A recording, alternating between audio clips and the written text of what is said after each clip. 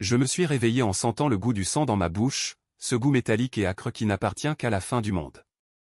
Mon cœur battait comme un tambour de guerre dans ma poitrine, mais ce n'était pas le mien ou du moins, pas celui que j'avais connu avant. J'étais mort, éventré par une lame froide dans les ruelles sombres de Montmartre, trahi par la main même qui m'avait serré l'épaule en jurant fidélité éternelle. Et maintenant, je respirais à nouveau, dans le corps de celui que j'avais été 5 ans plus tôt, le 8 décembre 2020, jour où tout avait basculé sans que je le sache. Les murs de mon ancien appartement à Belleville me fixaient, jaunis par la nicotine et les regrets non dits. L'odeur de café brûlé et de pain grillé flottait dans l'air, un fantôme du passé qui me gifla plus durement que n'importe quel coup de poing. J'étais assis sur le bord du lit, nu jusqu'à la ceinture, mes mains tremblantes serrant les draps froissés.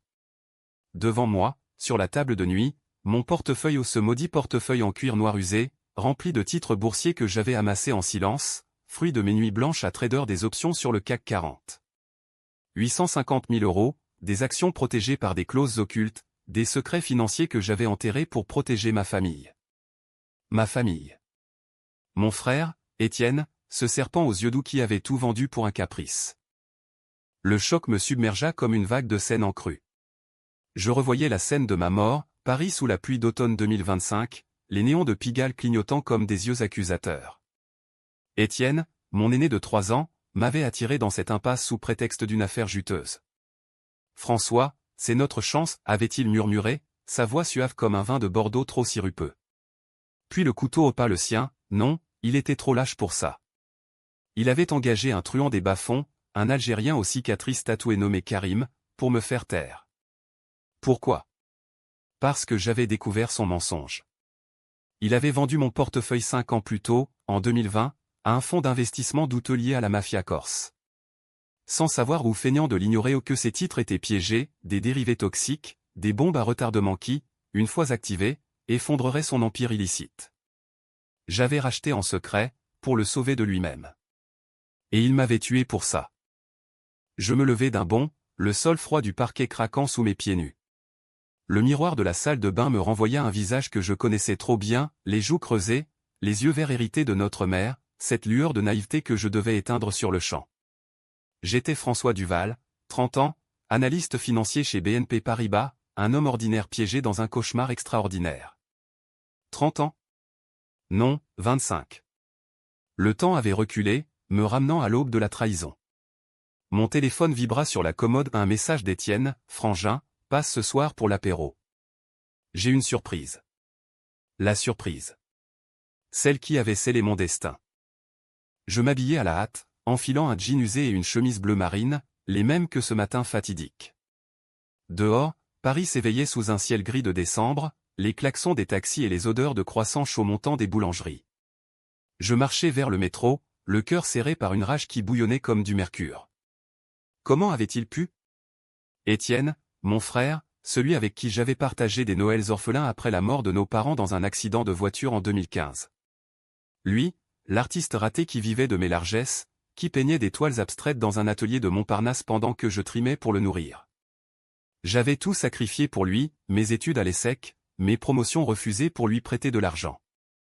Et en retour, il avait fouillé mes affaires, trouvé le portefeuille caché dans le double fond de ma valise, et l'avait vendu à un contact louche lors d'une soirée arrosée au caveau de la Huchette. Les souvenirs affluaient, impitoyables. J'étais mort en sachant la vérité, Étienne avait utilisé l'argent pour financer son rêve tordu, une galerie d'art fictive qui n'était qu'un paravent pour du blanchiment d'argent. Les titres que j'avais accumulés au départ dans des start-up tech françaises, protégés par des trusts offshore valaient une fortune, mais leur vente illégale avait déclenché une enquête de Tracfin, l'unité anti-blanchiment. J'avais essayé de le couvrir, de racheter les traces, mais il m'avait vu comme une menace. Tu sais trop, François, avait-il dit avant de m'abandonner à Karim. Et maintenant, j'étais de retour. Pour venger. Pour détruire. Dans le métro bondé, ligne 2 vers en vert, je serrai les poings jusqu'à ce que mes ongles entaillent la peau. Une femme d'une 40aine d'années, élégante dans son manteau Burberry, me jeta un regard curieux. « Ça va, monsieur » murmura-t-elle.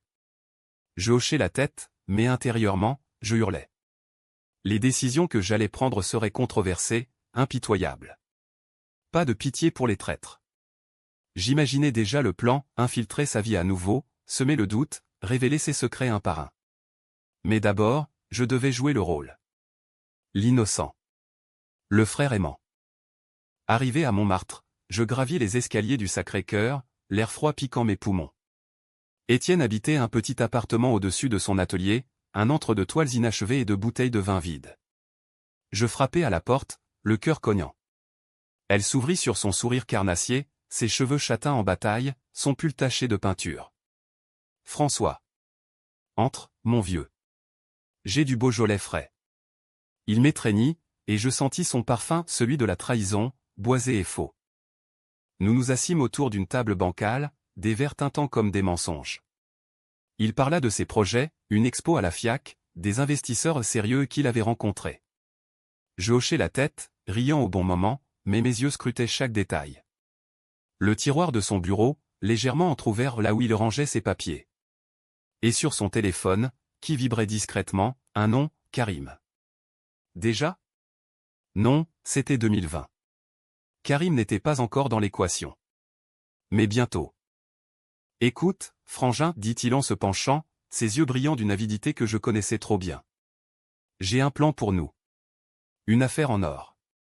Mais j'ai besoin d'un coup de pouce financier. Temporaire, hein. Mon estomac se noie. C'était le moment. Dans ma vie précédente, j'avais dit oui, prêté 50 000 €, ignorant qu'il fouillerait mon portefeuille le lendemain pendant que je dormais sur son canapé. Cette fois, je souris. Bien sûr. Mais d'abord, montre-moi tes comptes. Je suis analyste, après tout. On ne peut pas se permettre d'erreur. Il hésita, un éclair de suspicion traversant son regard. T'es parano, François. C'est de la famille. Je ris, mais ma voix était d'acier. Justement. La famille, c'est sacré. Tandis qu'il se levait pour chercher ses documents, je jetai un œil discret à son téléphone. Un message non lu, l'affaire est bouclée. 850K en poche. Prochain RDV au caveau. Mon sang se glaça. Il avait déjà commencé. Sans moi. La soirée s'étira en un ballet de faux-semblants. Nous bûmes, rime des souvenirs d'enfance, la mort de maman, ce jour pluvieux où nous avions pleuré sur sa tombe au Père-Lachaise.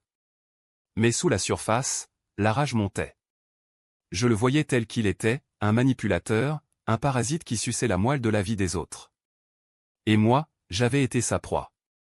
Plus maintenant. Quand je rentrai chez moi, tard dans la nuit, Paris endormi sous une lune pâle, je m'assis à mon bureau et ouvris mon ordinateur. Mes doigts volèrent sur le clavier, accédant à mes comptes en ligne. Les titres étaient là, intacts. 850 000 € de pouvoir. Je contactai un avocat discret, un ancien collègue de Dauphine, pour verrouiller tout, trust renforcé, alerte sur toute transaction. Puis, je fouillai le web sombre au tort, mes vieux contacts de trading illégal. Karim ? Pas encore, mais son réseau oui. Des dettes, des liaisons mafieuses. Étienne marchait sur une corde raide. Le lendemain matin, un appel, notre sœur cadette, Claire, de Lyon. François, Étienne m'a dit que tu l'aides pour son expo. T'es sûr ? Il a l'air bizarre. Claire, la sage, la prof de littérature qui avait toujours vu clair en lui. Dans ma vie passée, elle avait été la première à douter, mais trop tard. Ne t'inquiète pas, répondis-je. Je gère. Mais intérieurement, je jurais, elle serait mon allié. Pas une victime collatérale. Les jours suivants furent un tourbillon de tension. Je feignais la routine, métro, boulot à la tour BNP, café avec des collègues. Mais la nuit, j'élaborais. Premier coup, une lettre anonyme à son investisseur, insinuant que les titres étaient piégés. Pas assez pour le couler, juste pour semer le doute. Deuxième, surveiller ses mouvements via une app espion sur son téléphone, un vieux truc de hacker appris lors d'un stage à Londres. Une semaine plus tard, il m'invita à nouveau. Viens au caveau ce soir. Fête privée. Le caveau de la Huchette, ce jazz club mythique du quartier latin, où le vin coulait et les secrets se nouaient. J'acceptai, glissant un mouchard dans sa veste lors de l'étreinte. Là-bas, sous les notes langoureuses de saxophone, je le vis, l'acheteur, un homme trapu aux yeux fuyants, un Corse nommé Lucien. Ils scellèrent l'affaire dans un coin sombre, 850 000 € en jeu. Mais mon mouchard enregistra tout. Preuve. Poison. Je rentrais, le cœur en feu. La trahison n'était pas qu'un vol, c'était une arme. Étienne avait vendu mon âme pour son ambition. Et maintenant, je reprendrai la mienne, pierre par pierre. Mais le prix? Des choix sombres. Blesser Claire? La mêler? Non. Ou peut-être. La vengeance n'est pas propre, en France, où l'honneur se paie en sang. Les nuits parisiennes sont des confesseurs impitoyables, murmurant les péchés qu'on refuse d'entendre. Allongé sur mon lit, l'enregistrement du caveau tournant en boucle sur mon laptop, je disséquais chaque mot, chaque rire forcé d'Étienne. Cécline, Lucien. Des titres solides, héritage familial, mentait-il, sa voix rauque de tabac et de mensonges. Héritage familial. Les miens, pas les siens. Les titres que j'avais forgés dans le silence de mes nuits solitaires, après la mort de papa, quand j'avais juré de reconstruire ce que le destin avait brisé. Je me rappelais le jour où tout avait commencé, vraiment. 2018, un été étouffant à Paris. J'étais rentré d'un voyage d'affaires à Genève, le portefeuille gonflé de mes premiers succès, des options sur Airbus, protégé par des dérivés complexes que seul un initié pouvait décoder. Étienne, alors au bord de la faillite après un divorce amer avec sa femme russe, avait débarqué chez moi, les yeux rougis par les larmes ou la vodka. François, prête-moi de quoi repartir. Pour l'art, pour nous. J'avais hésité, mais le sang l'avait emporté. 20 000 euros, puis 50, puis le portefeuille entier en gage. Il l'avait gardé des semaines, pour l'inspirer. Et un soir, ivre, il l'avait vendu. Mais dans cette vie recréée, je n'étais plus l'idiot. J'appelai Claire le lendemain, prétextant une visite. Le TGV de Lyon à Paris filait comme une veine ouverte, et elle descendit à Gare de Lyon, ses cheveux châtains noués en chignon sévère, son tailleur gris de prof d'université. Nous nous embrassâmes sur les joues, mais ses yeux verts les nôtres fouillèrent les miens. Qu'est-ce qui se passe, François? Tu as une voix différente au téléphone. Nous marchâmes le long de la Seine, les touristes japonais photographiant Notre-Dame en reconstruction, ignorant les ombres sous la surface. Je lui racontai une version édulcorée, doute sur Étienne, ses dettes cachées. Il me demande de l'argent. Encore. Et je sens qu'il cache quelque chose. Claire s'arrêta près d'un bouquiniste, feuilletant un vieux Victor Hugo. Les Misérables. Ironie. Il a toujours été comme ça, tu sais. Maman disait qu'il avait le diable au corps. Souviens-toi de l'histoire avec l'héritage de papa où il a tout claqué en un an sur ses expos aux fantômes. L'héritage. Un autre fantôme. Notre père, banquier à la Société Générale, mort d'une crise cardiaque en 2015, nous laissant 200 000 euros à partager. Étienne avait pris sa part et plus, falsifiant des signatures pour investir dans des galeries bidons. J'avais couvert, comme toujours. Claire, elle, avait tout donné à des œuvres caritatives. Je sais, dis-je. Mais cette fois, je veux des preuves. Tu peux m'aider? Fouiller ces vieux mets, peut-être? Tu as encore accès à son compte familial? Elle pâlit, mais hocha la tête.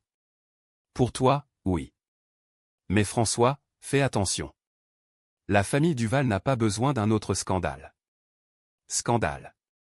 Le mot résonna comme un écho de ma mort passée. Après mon assassinat, l'enquête avait étouffé l'affaire, suicide déguisé, pas de traces menant à Étienne. Il avait hérité de tout, monté sa galerie, marié une héritière.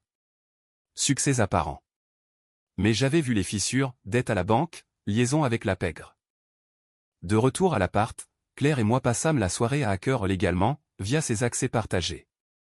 Des mails anciens, correspondance avec Lucien dès 2019, promesse de lavage via l'art. Et un dossier chiffré, portefeuille-françois.pdf. Mon cœur s'arrêta. Elle l'ouvrit, facture de vente, 850 000 euros virés sur un compte chypriote. Mon Dieu, murmura Claire. Il t'a volé. Ton frère t'a volé. La rage me consuma, mais je la contins. Pas volé. Trahi. Et il paiera. Nous pleurâmes alors, pour la première fois depuis des années, sur le canapé usé. Claire me serra contre elle. Qu'est-ce que tu vas faire? Une décision controversée germa, la mêlait pleinement. Laisser une innocente plonger dans la boue? Oui, si cela signifiait sa survie à long terme. On le confronte. Ensemble. Mais le destin ou ma seconde chance intervint. Le lendemain, un appel anonyme sur mon fixe, Monsieur Duval? Vous avez des ennemis. Votre frère en tête. Une voix synthétique, mais familière, un sifflement corse. Lucien? Non, pire, un flic corrompu, peut-être. Que voulez-vous, demandai-je. Rien. Juste vous avertir. Les titres que vous protégez? Ils attirent les loups. Je raccrochai, le front en sueur. La machine était lancée. Je contactai mon avocat, Maître Lefebvre, un requin de la place Vendôme. Verrouillai tout. Et préparai un dossier pour diffamation si besoin. Puis, je mis en scène ma première riposte, un virement fantôme de 100 000 € sur le compte d'Étienne, tracé pour alerter Tracfin. Anonyme, mais pointant vers ses investisseurs. La confrontation eut lieu un soir pluvieux au Procope, le plus vieux café de Paris, où Voltaire avait trinqué avec ses démons. Étienne arriva en retard, son imperméable dégoulinant, son sourire faux comme une pièce contrefaite. Frangin. Claire est là aussi? Surprise. Elle était, assise en face de moi, pâle mais résolue. Assieds-toi, Étienne, dis-je calmement. On parle affaires. Il s'installa, commandant un Armagnac. Quoi, vous faites une embuscade? Pour mes dettes? Écoutez, je rembourse bientôt. L'expo à la FIAC, c'est du béton. Claire posa le dossier sur la table, les pages imprimées claquant comme un verdict. Explique ça, alors. Le portefeuille de François. Vendu en 2020. 850 000 €. Son visage se décomposa, un mélange de choc et de calcul. C'est une blague? François, tu m'as prêté ça, je l'ai investi. Pour nous tous. Mensonge. Je sortis l'enregistrement du caveau, le diffusant discrètement via mon téléphone sous la table. Sa voix emplit l'air, héritage familial, clean. Les autres clients jetèrent des regards, le jazz de fond soudain oppressant. Investi, répétai-je, ma voix basse comme un murmure de confessionnal. Ou blanchi pour tes amis corses. Lucien, Karim. Je sais tout, Étienne. Et cette fois, je ne couvre pas. Il blêmit, ses mains tremblant sur son verre. Tu bluffes. Prouve-le. Claire intervint, sa voix chevrotante mais ferme, les virements. Tout est là. Tu nous as trahis. Maman serait dégoûtée. Un silence s'abattit, plus lourd que la pluie dehors. Étienne se leva d'un bond, renversant sa chaise. Vous êtes fou. C'est de la calomnie. Je vais vous ruiner. Mais ses yeux trahissaient la peur, la vraie, celle du rat coincé. Il partit en trombe, nous laissant avec l'addition et un goût de cendre. Dehors, Claire me serra le bras. Et maintenant? Maintenant, on attend qu'il craque, répondis-je. Mais intérieurement, le doute rongeait. Était-ce justice, ou vengeance aveugle? Tuer l'âme de mon frère pour sauver la mienne? En France, où la fraternité est sacrée, c'était un sacrilège. Controversé. Dangereux. Les jours suivants, la tension monta. Étienne m'envoya des messages furieux, traître. Tu vas regretter. Puis, silence. Je surveillais, il contacta Lucien, paniqué. Le frangin sait. On annule? Réponse, trop tard. Les loups viennent. Et moi, je préparais le piège suivant, une fausse piste vers la police, un dossier anonyme sur le blanchiment. Une nuit, un bruit à ma porte. Je bondis, un couteau de cuisine en main, réflexe de ma mort passée. C'était Claire, essoufflé. Il m'a appelé. Effondré. Il avoue tout, François. Le vol, les dettes. Et pire, il savait pour Karim. Il l'a engagé pour te faire peur, pas pour tuer. Mais ça a dérapé. Mon sang bouillonna. Peur? C'était un meurtre. Viens, dis-je. On finit ça. Direction Montparnasse, son atelier. La porte était entr'ouverte, lumière tamisée. À l'intérieur, Étienne, assis par terre, entouré de toiles déchirées, une bouteille à la main. Vous voulez ma peau, sanglota-t-il. Je m'approchai, le dominant. Pas ta peau. Ton empire. Rends l'argent. Confesse-toi. ou je balance tout à la DGCCRF et à la justice. Il rit, un rire brisé. Et Claire? Tu la sacrifies pour ça? Notre petite sœur? Décision controversée, la laisser imploser avec nous? Non. Elle est clean. Toi, non. Il se leva, titubant. Tu n'as pas changé, François. Toujours le sein. Puis, un geste fou, il saisit une toile, la déchira. C'est ça, ta vengeance? Détruire l'art pour de l'argent? La nuit s'acheva en cris, en larmes. Il promit de rembourser, de se confesser. Mais je savais, les serpents mus ne meurent pas. Et le twist se profilait, sombre comme la Seine. Paris en hiver est une ville de masques, où les lumières des Champs-Élysées cachent les abysses de la pauvreté et de la cupidité. Après la confrontation au Procope, Étienne disparut pendant 3 jours, son téléphone muet, son atelier verrouillé. Je passais ses heures en vigie, un faucon dans son nid, consultant mes contacts à la bourse, les titres étaient toujours miens, mais des mouvements suspects frémissaient des sondes de fond corse. Claire, hébergée chez moi, sombrait dans l'anxiété, feuilletant des livres de droit pénal comme une pénitente. Si on porte plainte, c'est la prison pour lui. Pour nous, le scandale. Es-tu prêt? Prêt? J'avais déjà croisé la ligne une fois, dans ma vie passée, en couvrant ces fraudes mineures. Cette fois, la décision était plus tranchante, impliquer la loi, ou la contourner? La vengeance pure, extrajudiciaire, sentait le film noir américain, mais en France, où la République pèse chaque acte, c'était un pari fou. Controversé. Je choisis le milieu, un signalement anonyme à la brigade financière, avec juste assez de preuves pour lancer une enquête sans nous brûler. Le 4e jour, il réapparut. Un appel à 3 heures du matin, François. Au Père-Lachaise. Viens seul. Notre tombe familiale, ce labyrinthe de marbre et de souvenirs, sous la lune froide. Je m'y rendis, un spray au poivre en poche, le cœur battant au rythme des corbeaux. Il était là, adossé à la pierre tombale de maman, une cigarette aux lèvres, l'air d'un fantôme romantique à la Baudelaire. Tu as gagné, murmura-t-il. Je rends tout. Mais d'abord, écoute. Il avoua tout, d'une voix brisée par le vin et le remords. Le vol du portefeuille, un soir de désespoir, après avoir perdu sa dernière toile à une vente aux enchères ratée. Lucien l'avait approché au caveau, promettant le paradis financier. Je pensais que c'était à moi, frangin. Ton héritage papa l'aurait voulu partager. Mensonge pieux. Puis, les dettes, 200 000 € à des usuriers, menaçant Claire indirectement via des cautions familiales. Et Karim, je l'ai payé pour te faire une leçon. Une baston, pas plus. Mais il a pété les plombs quand tu as commencé à fouiner en 2025. Ma mort. Je le saisis au col, le plaquant contre la tombe. Tu m'as tué, Étienne.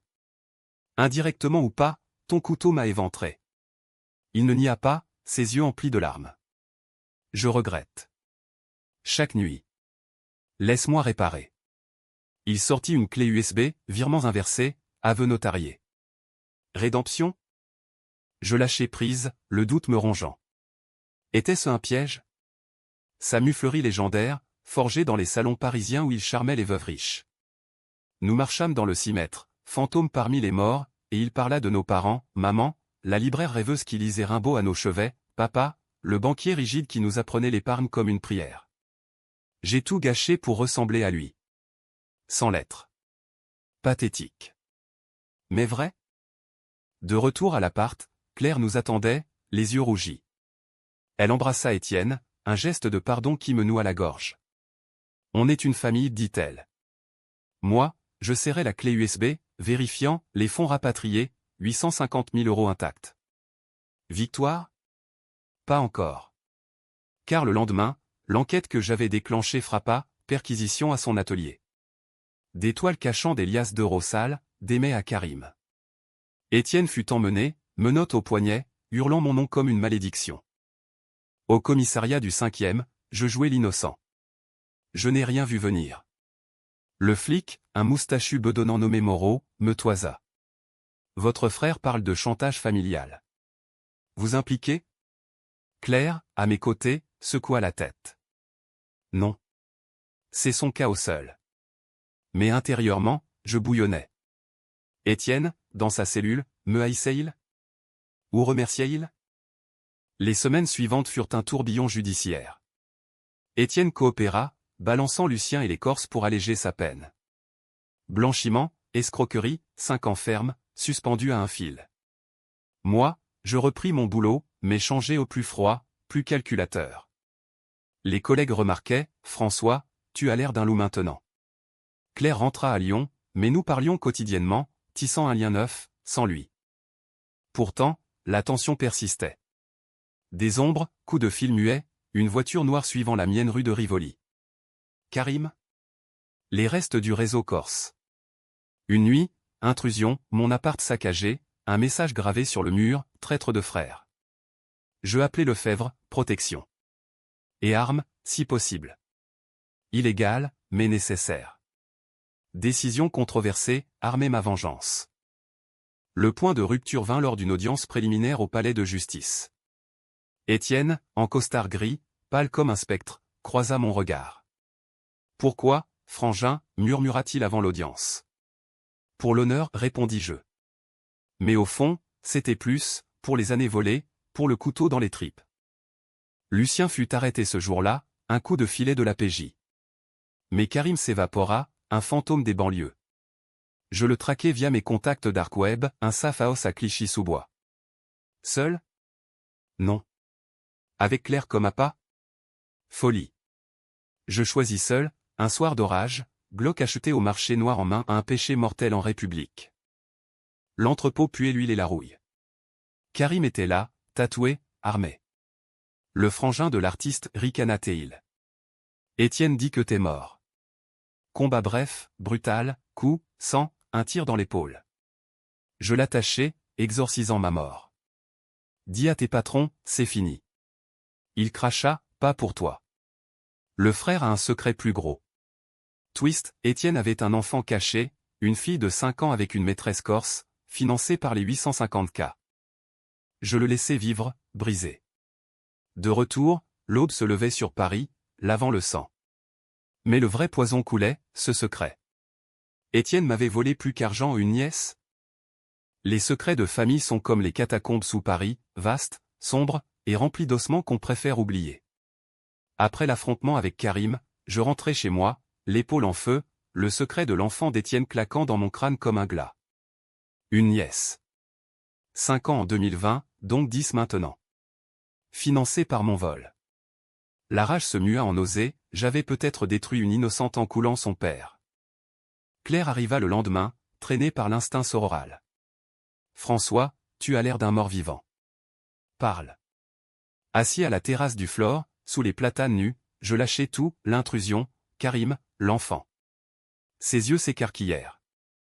Un bébé? Étienne a une fille et ne nous l'a pas dit? Trahison en cascade.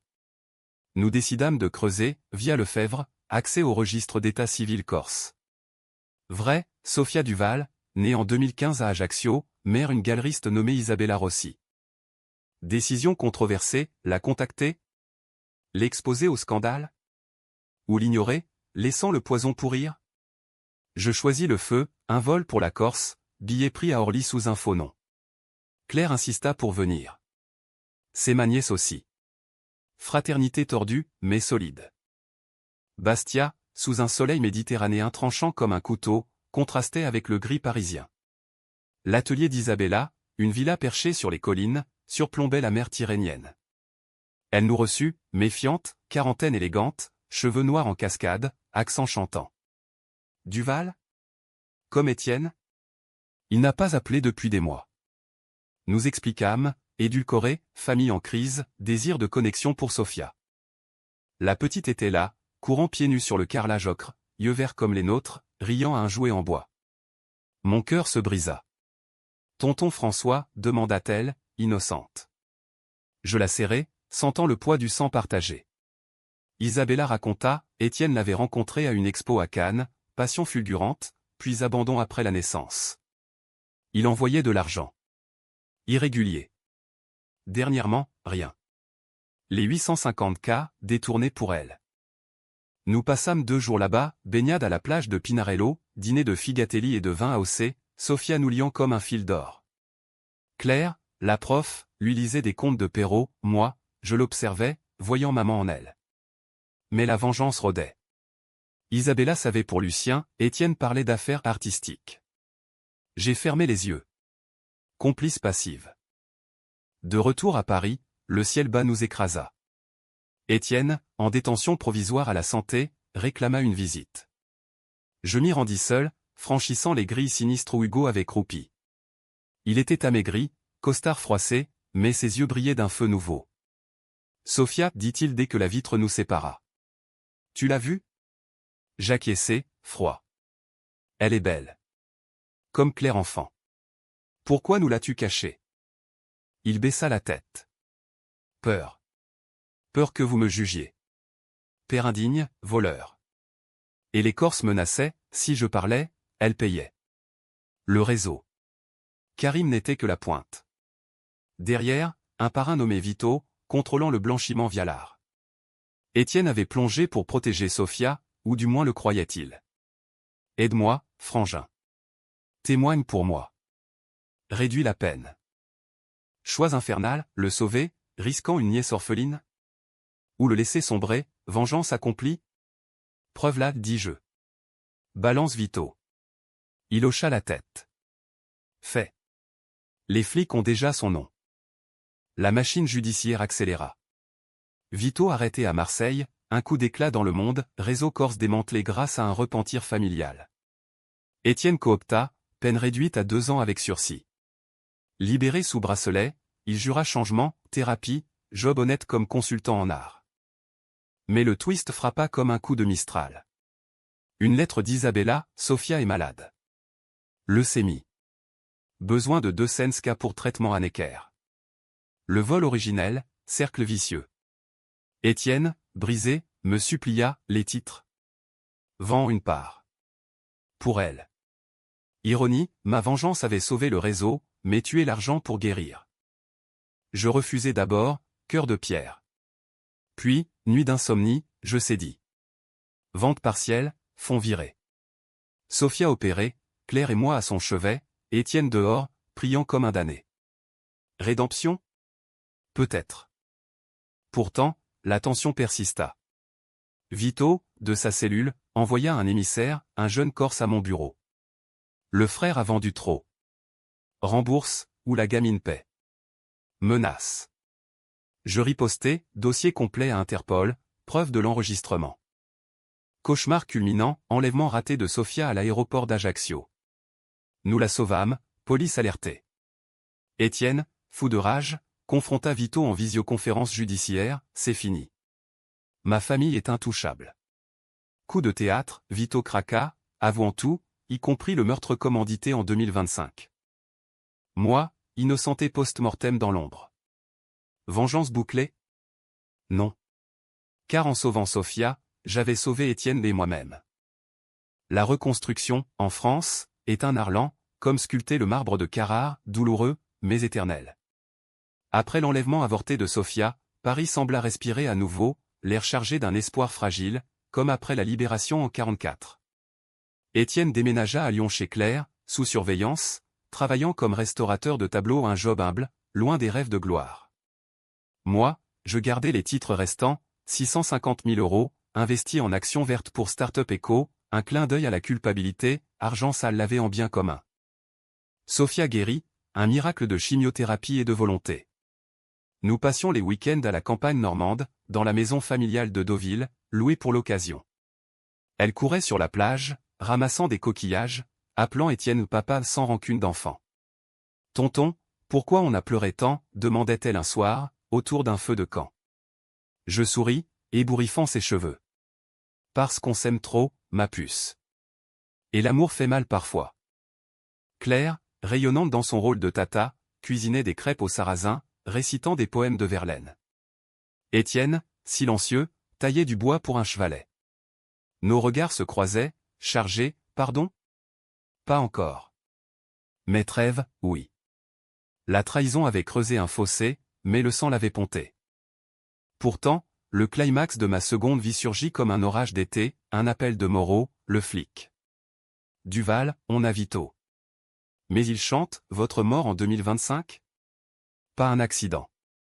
Étienne l'avait ordonné, pas juste l'effrayer au point. Preuve, un enregistrement de Vito, détaillant le contrat. Mon frère, direct dans le meurtre. Je raccrochais, le monde chavirant. Confrontation immédiate, je roulais jusqu'à Lyon, pneus crissant sur la 6, rage et nausées mêlées. Chez Claire, il était dans le jardin, Sophia sur ses genoux. Dehors, ordonnais-je. Il obéit, pâle. C'est vrai? Il nia d'abord, puis s'effondra. J'avais peur que tu me déshérites tout. Vito a proposé. Je n'ai pas dit non. Aveu. Le couteau était sien. Fureur pure. Je le frappais, poing dans la mâchoire, sang sur l'herbe. Claire surgit, hurlant. Arrête. Pour Sophia. La petite pleurait, innocente dans le chaos. Décision finale, controversée, justice aux mains de la loi. Je choisis la première, appelant Moreau sur le champ. Arrêtez-le. Meurtre au premier degré. Étienne partit en larmes, menotte de nouveau, jurant amour éternel. Procès fulgurant, 20 ans à Fleury-Mérogis. Pas de sursis cette fois. Isabella prit Sophia en Corse, nous visitant pour les fêtes. Claire me blâma d'abord, tu as tué notre frère. Puis, pardon, tu as sauvé la petite. Twist final, dans sa cellule, Étienne m'envoya une lettre. Tu avais raison. La vengeance purifie. Peins pour moi, frangin. Et dis à Sophia que papa l'aime. Avec, un croquis, une toile inachevée, nous 3 enfants sous le Sacré-Cœur. Je peignis, pour la première fois, dans un atelier loué à Belleville. Couleur vive, pas sombre. Paris, ma ville, m'avait vu renaître des cendres. 850 000 euros. Réinvesti en bourse éthique, fruit d'une fondation pour orphelins d'artistes. Vengeance accomplie, non en destruction, mais en renaissance. Fin. Ou début. Car en France, les histoires familiales ne finissent jamais vraiment.